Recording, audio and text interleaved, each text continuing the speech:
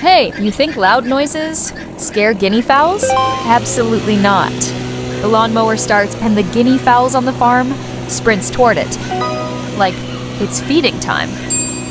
The lawnmower starts roaring, and they are like, oh wow, a new friend, another loud and noisy friend.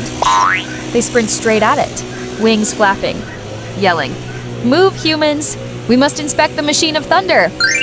Fear, never heard of her. Too noisy? You belong with our flock.